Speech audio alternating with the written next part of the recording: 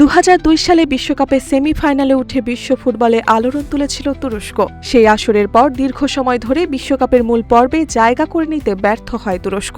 অবশেষে সেই অপেক্ষার অবসান ঘটিয়ে আবারও বিশ্বকাপে জায়গা করে নিল দলটি। প্রিস্টিনায় অনুষ্ঠিত প্লে অফ ফাইনালে কসোভোকে 1-0 গোলে হারিয়ে 2026 সালে বিশ্বকাপে খেলার টিকিট নিশ্চিত করে তুরস্ক।